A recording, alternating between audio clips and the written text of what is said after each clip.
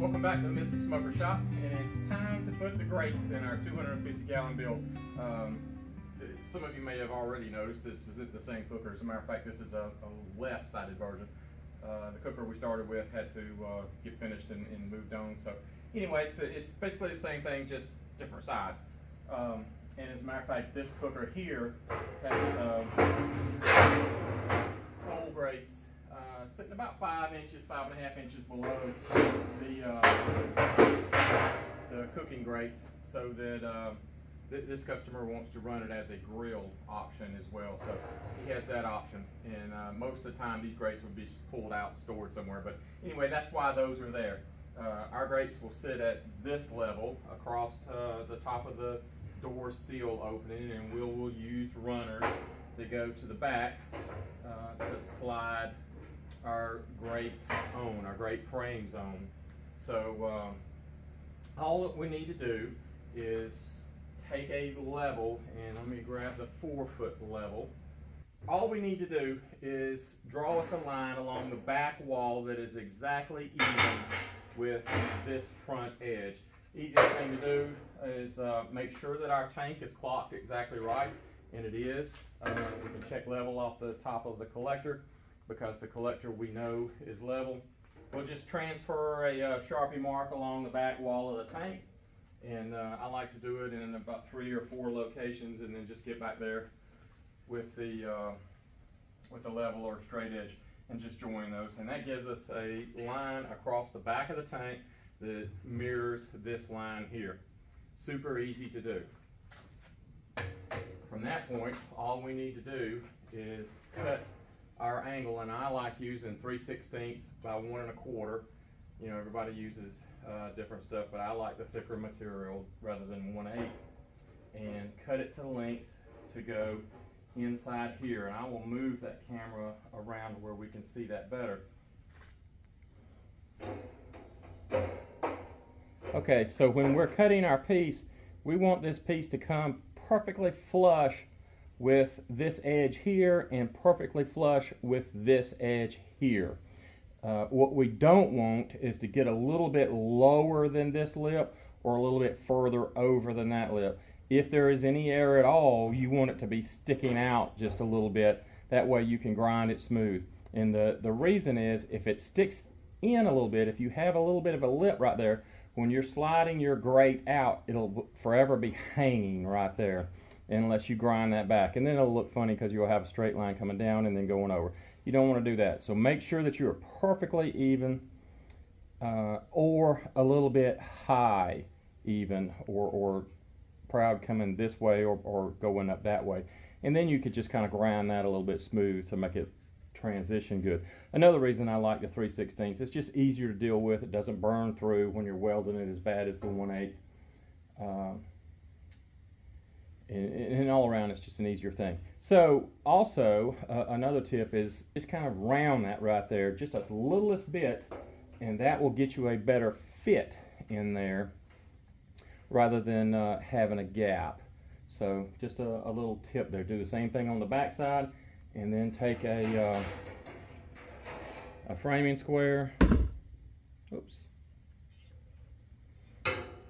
And I go across the front of the tank and make sure that you're good and square before you tack it up. Now, I make sure that I get all 4 of these. They're just 2 grates on the bottom layer here.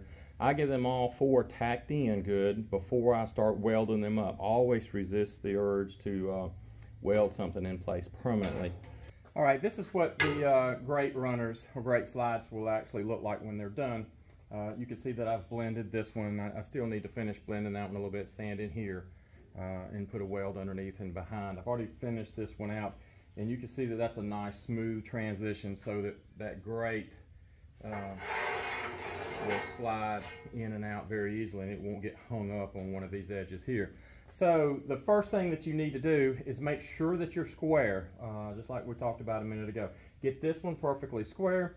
Measure the distance in the front from here to there. This one happens to be 31 inches exactly, and then get 31 back there, and then tack that one into place. Again, tack them all up as you go before you start welding away. I went ahead and welded this one fully because I knew that it was exactly where it needs to be, and the rest of them I just tack. So let me get everything welded up, and I'll be right back with you. All right, we've got our grate slides, and it's time to build the grates themselves. There are a couple tips that we want to look out for, or things that we want to be aware of when we're building grates if you haven't done it before. Probably one of the most important things is make sure that you don't build it too large.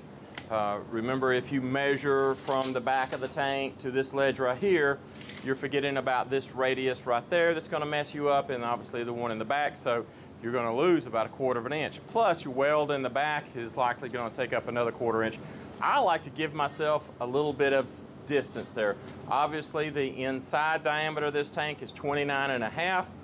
I'd give myself about 3/4 inch. That's going to give plenty of slack back there, plenty of slack up here. So I would go 28 3/4 length there. So if I just imagine 28 3/4 there, that gives me a good 1/4 inch that I could slide back and forth and not have any problem. 1/4 inch isn't going to hurt us on grate size, all right? Losing 1/4 inch of cooking space, cooking real estate isn't going to be a problem. It's a whole lot better to have that extra 1/4 or 1/2 inch in slack than it is to be too tight.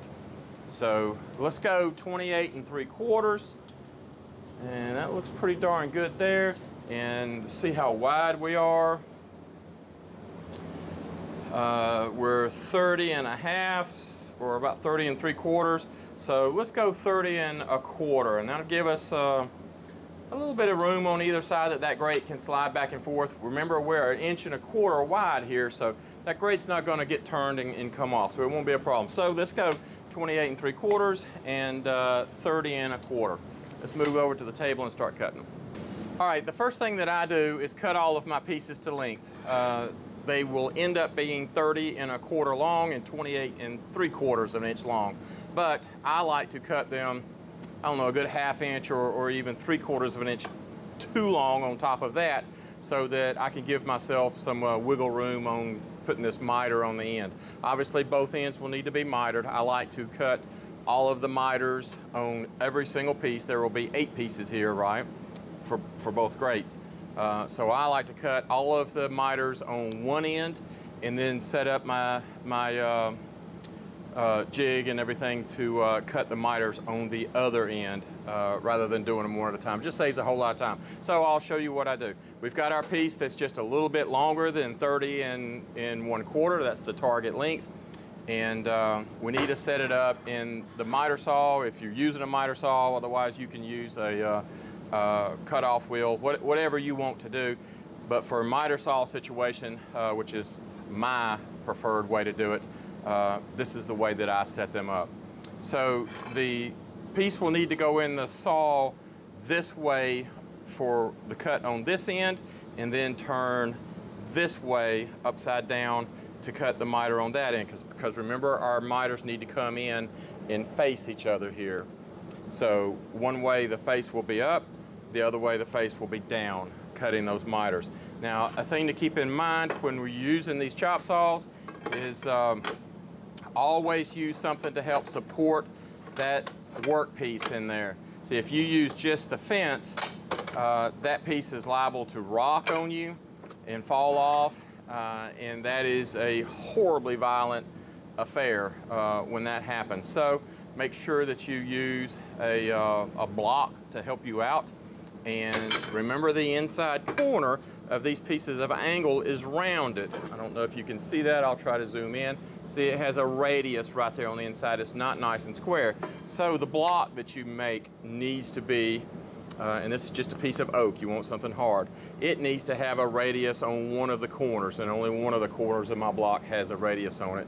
You can see where I've kind of chopped it off accidentally there. But anyway, it has a radius that will just clear the radius of the angle. It doesn't have to match it exactly. You just want to be more than that, so that this wall of the block fits flat against there, and the bottom wall of the block fits against there. And you want your block to stick out maybe an 1/8 inch more than your work piece there. I don't know if you can see that.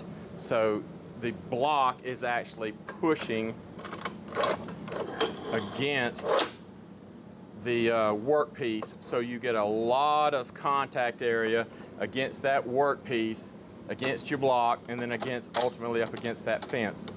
On 90-degree cuts, that's not that critical. On any sort of angle off of 90 though, you need to have as much clamping pressure as you can get. Really cinch this thing down, because if that blade wants to grab at all, it's going to pull this piece, and once that starts happening, it's a very strong motor, a lot of torque. It will yank that and just throw parts everywhere. All right, so I have gone ahead and cut all of the 45s on that angle. Obviously, all we need to do is get it very close to the end and make our chop so that we get the 45 there. That's straightforward. From there, we're going to take the tape measure. Remember, our piece is too long, so we'll take the tape measure and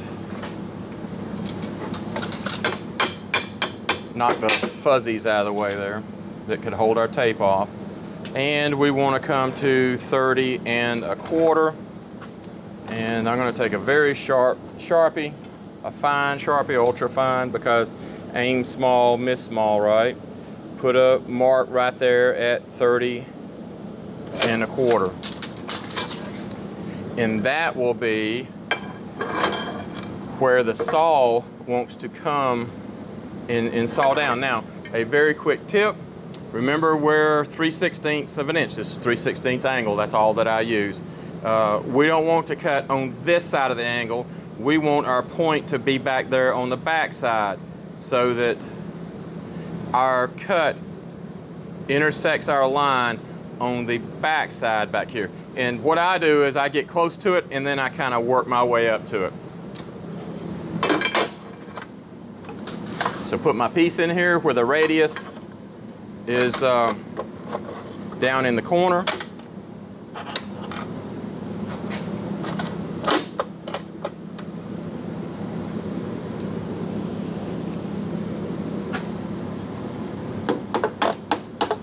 I'm gonna knock my block back.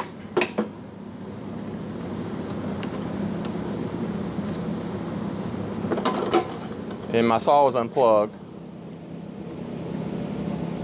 And without touching our tooth, I'm just going to work back very gently with the hammer, and that looks like it's about where it needs to be.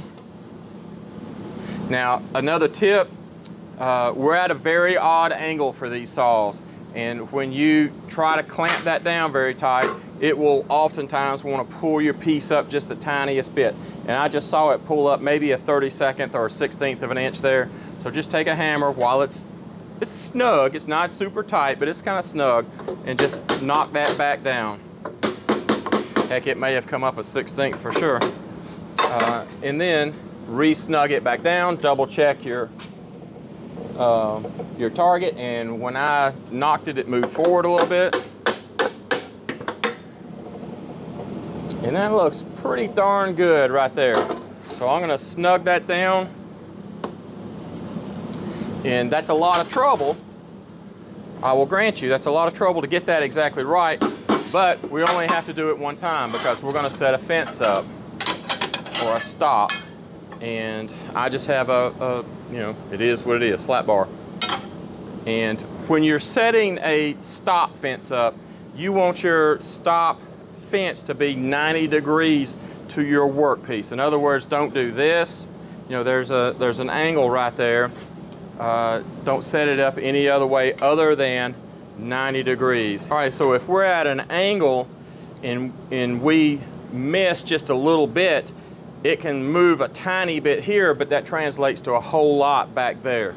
You want to be 90 degrees to your workpiece as absolute best that you can, and that will eliminate a lot of problems for you.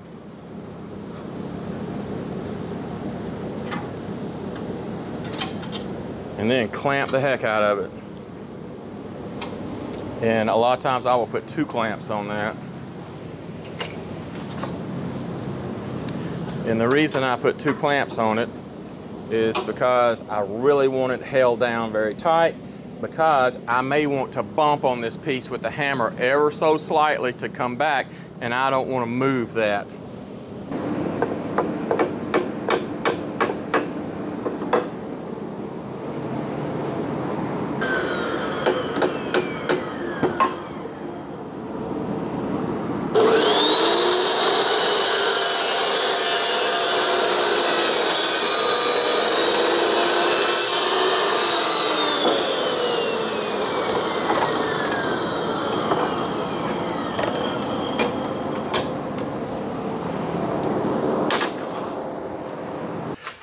All right, now that we've got all of our pieces cut out and they all look great, it's time to weld them up. It's pretty easy. It's kind of like watching grass grow, so we won't film all of that. I like to clamp them down on my table. I just use the corner here because it makes the clamps getting, or the clamp position a lot easier. It is very, very important to have a very flat table. Every few years I change the top of this out because I'm constantly welding on it, and it will get out of shape to where it won't build something exactly flat. So a very flat surface is certainly preferred. So let me get this tacked up, or excuse me, welded up. I'll weld the insides here and then actually flip it and put a small bead on the top so I can grind it smooth, and you don't see that open crack on the top part. But let me get that done, and I'll be right back.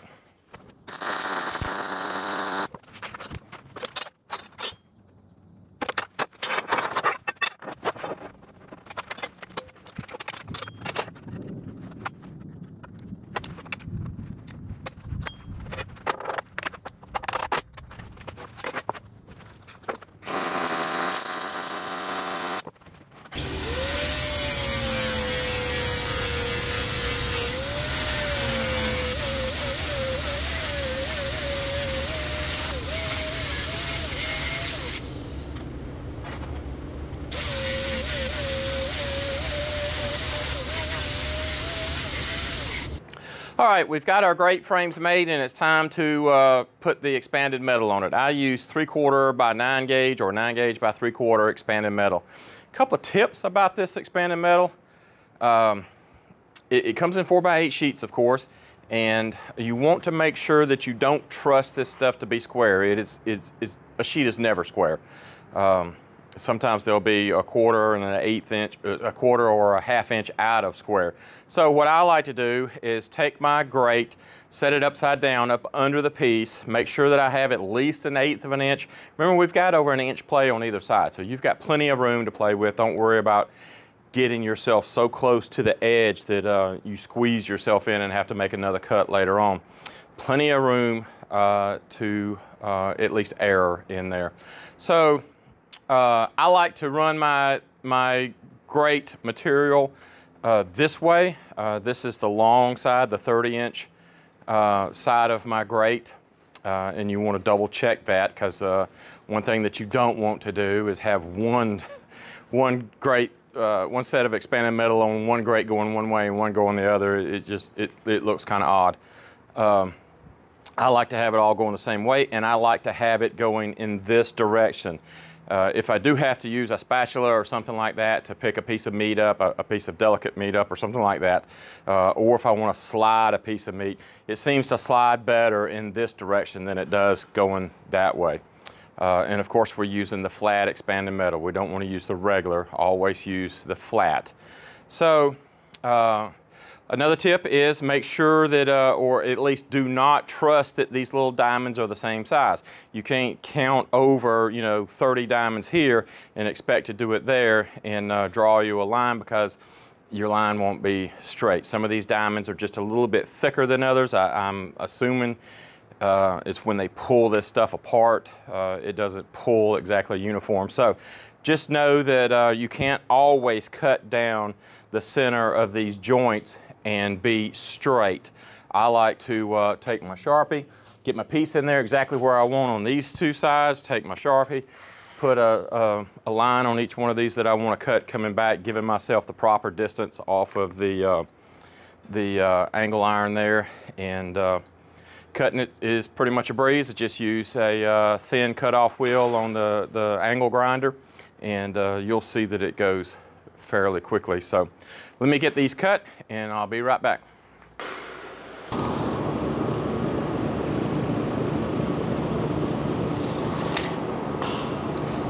This is a good example of this stuff not being exactly the same. I double checked that measurement because back here, my cut was right in the center of one of these diamonds, but by the time I get up here, 29.5 inches is way down here closer to one of the other diamonds. So that means that these are a lot wider down here than they are up there.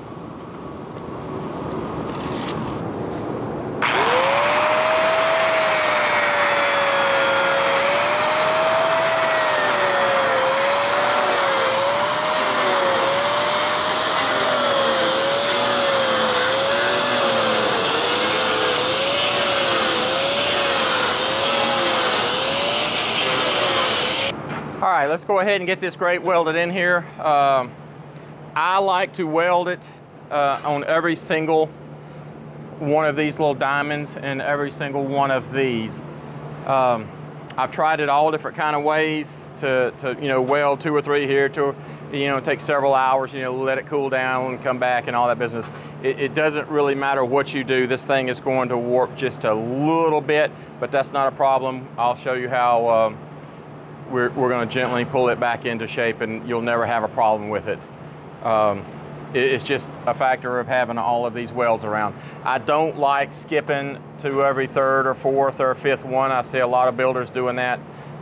Invariably, if one of these little welds pops loose and you've skipped 4 places, now you've got a sag area that somebody's got to go back and clean off all the grease and get it repaired, and that's just a pain in the neck. In my opinion, go ahead and weld them all and be done with it. You could probably skip every other one here, since that's a pretty substantial weld on that side. You can see how this has got the end part there. I just don't. It's easy enough for me to work my way down there and be done with it. The corner welds obviously are sitting high, so I'll clamp here and there, weld up to there, and then use my clamps to pull that down tight, maybe even take the hammer and tap it down around that weld. I don't want to grind that weld to weaken it. I've seen some guys do that. I like to have that pretty substantial weld down there, and it's not going to hurt a thing since this is the bottom, right? It's going to look pretty from the top side. So let me get this welded back, or get it welded up, and we'll be right back. All right, so there's our first grate welded up, and it looks pretty good. And you can see here that there's about a 1/16 of an inch, maybe a little less than that, but just about a 1/16 of an inch. For most guys, they would just ignore that. My OCD level just won't tolerate that, so let's get that bow out.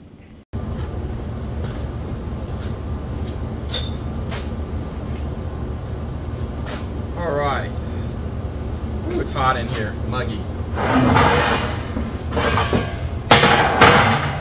Be about the same. I can't even get that to rock, but we're going to get it out. It's just the same. So what I do is just take a scrap piece of wood, but you can see how many times I've used this wood. Put it in there like that. Take a big clamp.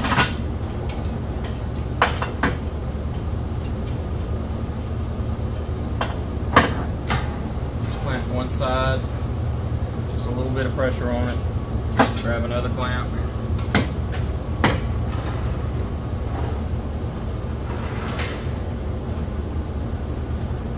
And very gently, I'm going to make sure my pivot's in the middle. Just very gently work that down. You'll see it bow. I like to just bump it a couple of times. I don't know if that actually does anything. It just makes me feel like it does. Other guys say that does help it. And that took it out perfectly. So we're good to go. Awfully quick. All right, it's time to build the top grates. It's pretty straightforward, just like building the bottom grates, but there is a tip that will help you out a little bit. I like to put 6 inches between, on this size cooker, 250s and 330s. And even the 120, 150s, I like to do 6 inches between the grates. On the smaller tanks, it really cuts you down up here, but I hate losing space between these two grates, the first and second grate. 6 inches seems to work great for me. You know, even a good sized butt will fit in there, certainly brisket and whatever else you want to put. So 6 inch seems to be the good compromise for me. If you need to do a turkey or something like that, just pull that top grate out. So I make blocks, spacer blocks that are 6 inches. These have obviously been used a lot. And I make sure that they're exactly the same. And all it is MDF that's super glued together. You could use anything, screw them together, whatever you want. Just make sure that they're the same. Put one back there, one back here. And the first thing we need to do is see how long our piece needs to be, roughly. In 26 inches, roughly. So what I do is I cut out a piece that's a couple of inches longer, and go ahead and put a radius on the end of it with a sander, the disc sander. You'll go back and forth probably 3 or 4 times. It always takes me, you know, about 5 seconds, and then come back and try it, about 5 more seconds, and then come back and try it, to where you get that radius on the back just right, sitting on top of our spacers here.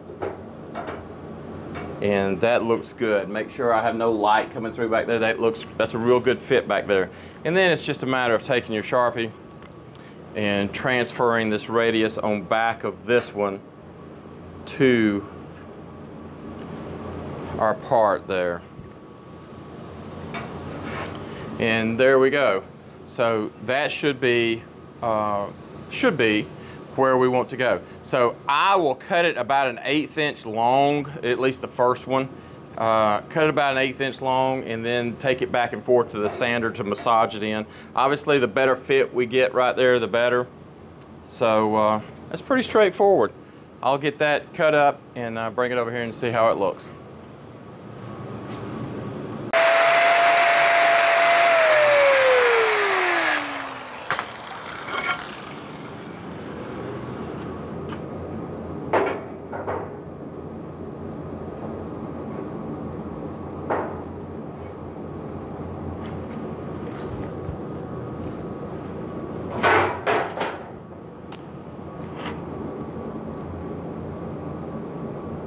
All right, that looks perfect. I like that. That's gonna get it nice and straight.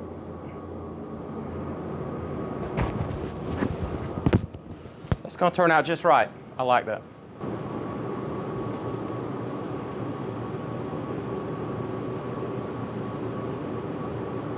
All right, so we've got the grates in. They look good. Got the little grate pulls on. Those turn out real nice. And if you haven't seen those on the Mystic Smokers website, mysticsmokers.com website, it's about as easy as it gets. Just weld a little rascals on. I've used the horseshoes in the past. Remember, they come up just a little bit high. You could cut them down low, but then they get a little awkward. They don't really work good.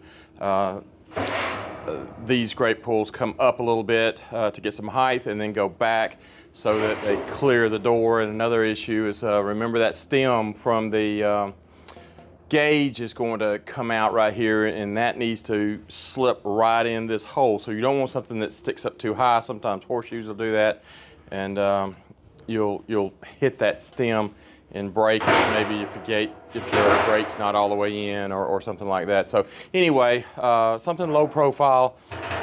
These turned out good for me. I like the angle on them, so that's just what I've settled on for over the years. So the top grate runners or slides really need a little bevel right there. I see a lot of guys just leave that sticking out sharp. I don't leave anything out sharp that can grab an edge, and I think it just looks a little better. Now we need something to keep this grate from tilting forward when it comes out. I don't like for the grates to have the potential to fall when you slide them out, so the obvious answer to that is put some kind of grate catch. And again, I just take a piece of angle and I'll weld it to the inside of that grate, but we want to, again, put us a nice little rounded edge that matches this rounded edge here. And I'll come right from the corner there and just kind of duplicate that little round right there. And because we don't want it to look odd, we'll do the same thing from the back side. And just put us a little radius on that corner there. So I've got a stack of 8 of these, obviously. So I'll cut those out and sand them over, and then we'll come back and weld them back on.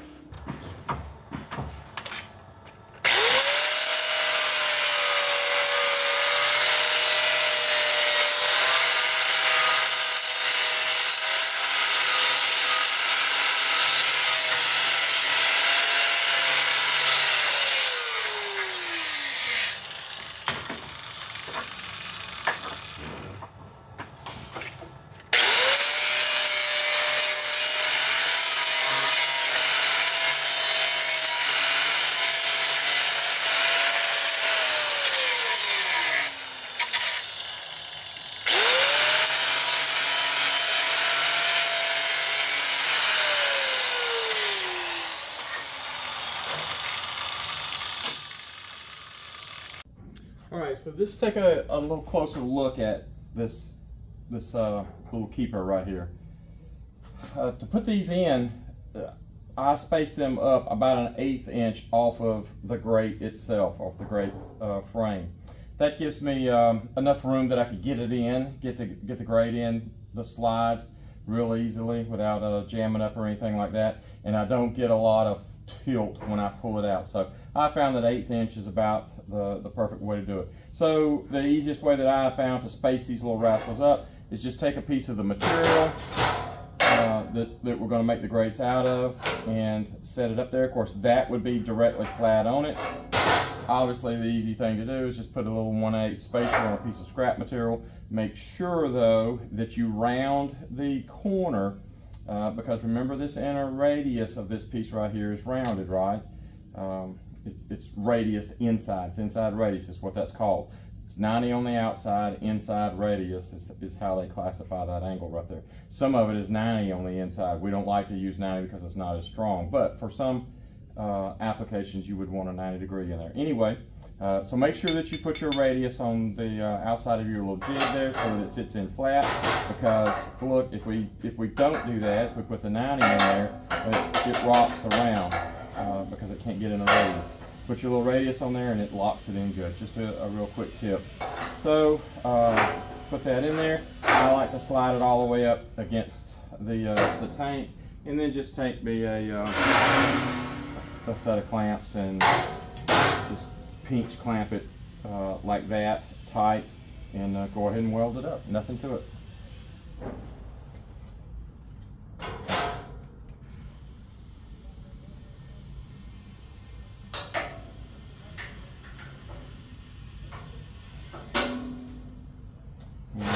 I like to tap it, make sure that it's in place, make sure that my clamp didn't pull it out of position, because you know sometimes when we clamp stuff, the clamp will move it. That looks good.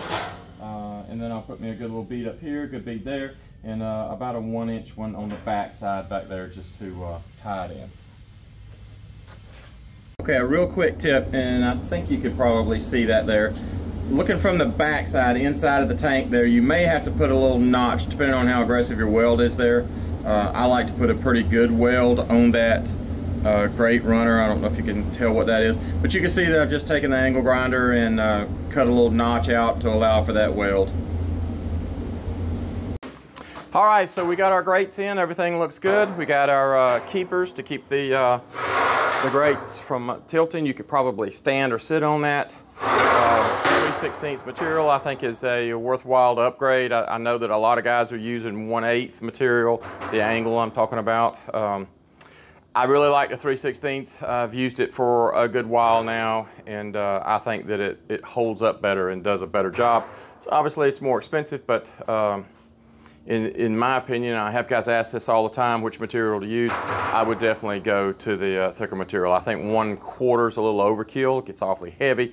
It takes up more room. It just looks bulky. The grade slides turned out good. A couple of tips or great pulls, great handles. Turned out real good. I think that a worthwhile tip adding here, and I see guys do this from time to time, particularly new builders, is they won't angle whatever they use as a grate pull in, and finally when they go to close the door, it hits there. So whatever you use, make sure that you angle it in, which is why this grate pull is made the way that it is. It contours to the door well. Another quick tip, I'm not going to do a episode on putting gauges in and all of that. That's pretty straightforward. It's be like watching grass grow. But one thing that you want to watch out for, and I believe I mentioned this before, is when that stem, if your grate if your gauge is here or up towards the top of the door, remember this is the bottom, it will swing down and need to go right through here, right? That 4-inch stem, and obviously we would want as long a stem as we can get without hitting meat. Obviously the top ones could be 3-inch, and the bottom ones I like to go 4-inch just to reach in there a little bit deeper. You've got a lot of things right here that you need to miss, right? And you don't want to have to be drilling multiple holes. So quick tip that I started doing several years back was just take me a piece of dowel rod, like 1/4-inch dowel rod, clean you off a spot right there, hot glue that little rascal to wherever you happen to put it. This one's going to have a gauge just on the bottom of the door. Remember, this swings down, so that's the bottom. And I think I come down about 7.5 inches, so that's where I'll start. And I'll clean off a spot right there, hot glue that 4-inch piece of dowel rod right there, and then swing my door down, watching to see if it goes through just like it's supposed to. If it doesn't, if it's a little bit high, then I will, it'll hit this. A whole lot better for that hot glued on piece of dowel rod to strike this than, holy smokes, having to clean up a hole that you've drilled in the wrong place. So I'll get it where it goes right through the center right there and does exactly what I want, and then I know where to drill the hole. So quick tip. I think that wraps it up for our grates. Building grates is it's time consuming, it's awfully time consuming. I'm pretty quick at it, and it takes me just about a full day to put the runners in and to build the grates. There's an awful lot of welds in there. I think by the time you're done on a 250, it's pushing 400 welds anyway. So it does take up some time, but it's kind of a fun job to do it right. So let's wrap this episode up here, and like always, if you liked the video, give it a thumbs up like, and if you haven't already, subscribe to the channel if you would. Those two things do a couple of things. One, subscribing notifies you when new episodes are coming out, and it also moves the video up in the YouTube algorithm ranking. So let's wrap this up here, and I'll see you in the next episode. Thanks for watching.